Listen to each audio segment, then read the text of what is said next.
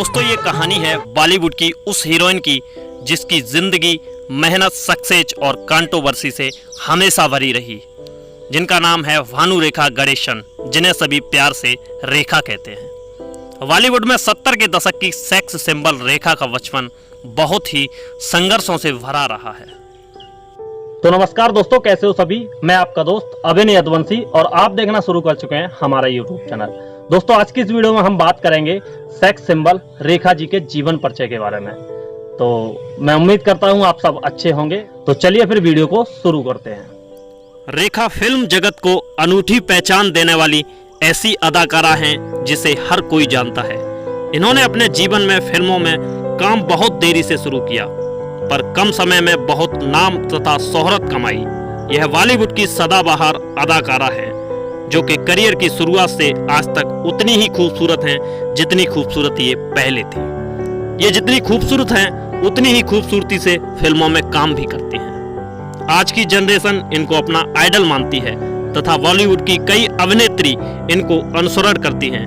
उनमें एक नाम है विद्या बालन जी का, जो कि इनको अपना आदर्श मानती हैं, तथा दूसरा नाम है प्रियंका चोपड़ा का, जो इनके जैसे। दोस्तों इनकी अदाओं के लाखों लोग दीवाने हैं।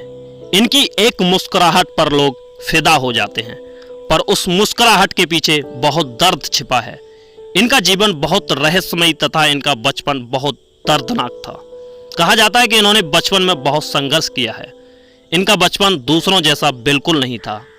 इन सब के चलते इनको समय से पहले ही बड़ा व मजबूत होना पड़ा और इन्हें जिंदगी में कामयाबी मिली, वह खुद की मेहनत के बलबूते पर। दोस्तों रेखा जी ने अपने कैरियर की शुरुआत 1966 में एक तेलुगु फिल्म रंगुला रत्नम में काम करके की।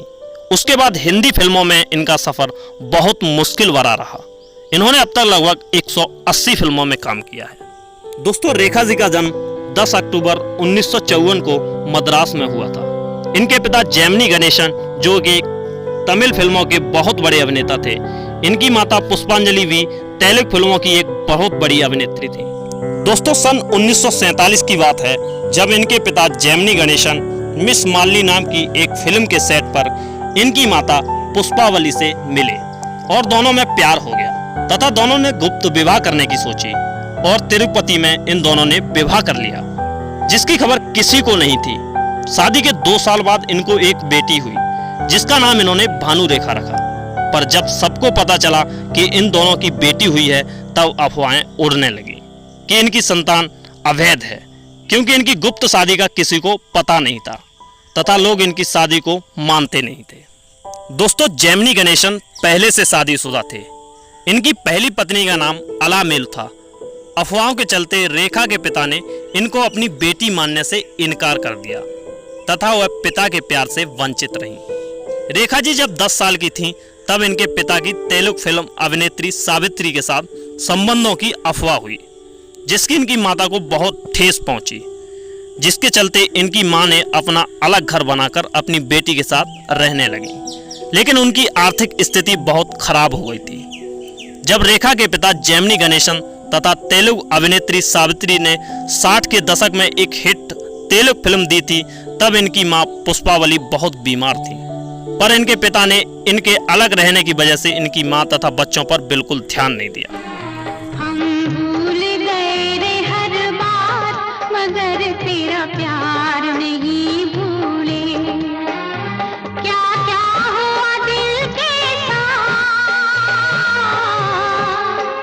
क्या क्या हुआ दिल के साथ, मगर तेरा प्यार। दोस्तों रेखा बहुत ही कम उम्र में मुंबई आ गई थी तथा बॉलीवुड का वह रंग जिसमें हर कोई रंगा हुआ था उनके लिए बहुत ही अलग था। रेखा जी ने एक इंटरव्यू में कहा था, मुंबई एक घने जंगल की तरह है जहां हर कोई रहता है। यह बहुत ही डरावना है। मैं इस बॉलीवुड की दुनिया से बिल्कुल अनजान थी। मुझे यहाँ के तौर तरीके कुछ भी नहीं मालूम था।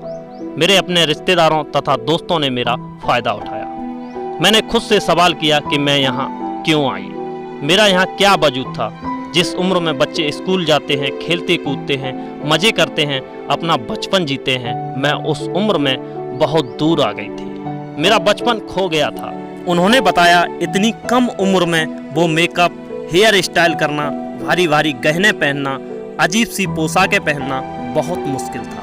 मैं हर दिन रोती थी, कोसती थी अपने आप को कि कहाँ आके फंस गई। जहाँ से निकलना नामुमकिन था, पर सफ़र करना भी उतना मुश्किल था। दोस्तों, रेखा का दाखिला चर्च पार्क कॉन्वेंट स्कूल में जरूर हुआ, परंतु घर में चल रहे तनाव के चलते इनकी शिक्षा शुरू होने से पहले ही खत्म हो गई और आर्थिक तंगी के कारण रेखा को अपनी शिक्षा छोड़नी पड़ी। दोस्तों, रेखा एक ऐसी कलाकार थी जिसमें लाख कमियां थीं, पर समय के साथ सब दूर करते हुए उन्होंने जो खुद को निखारा था उसका कोई जवाब नहीं था, जिसके चलते कई अभिनेता इन पर फिदा हुए। किसी पंडित ने इनका हाथ देखकर कहा था कि पति के प्यार से आप हमेशा वंचित रहेंगे। 18 बरस की तू होने को आई रे, कौन पूछेगा, जतन कुछ कर ले, सजन कर ले। दोस्तों, बॉलीवुड के कई स्टारों के साथ इनका नाम जुड़ा। सबसे पहले थे नवीन निश्चल। यह प्यार एक तरफा था। इस अभिनेता को तो इनसे प्यार था, पर इनको नवीन निश्चल से प्यार नहीं, क्योंकि वह उस समय अपने करियर पर ध्यान दे रहे थे। इसके बाद इनका नाम किरण कुमार से जोड़ा गया, जो कि गलत था। अभिनेता संजय दत्त तथा इनके बीच भी प्यार तथा किसी अखबार में शादी तक की चर्चा थी, जो कि मात्र अफवाह थी और पूरी तरह से झूठ थी।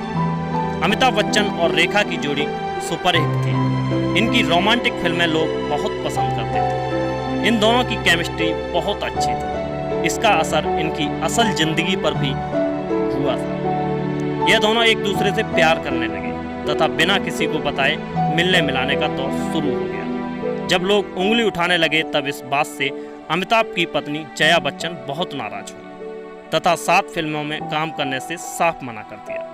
तब से अब तक इनकी कोई भी फिल्म नहीं आई है। मेरे जाने से क्या होता है?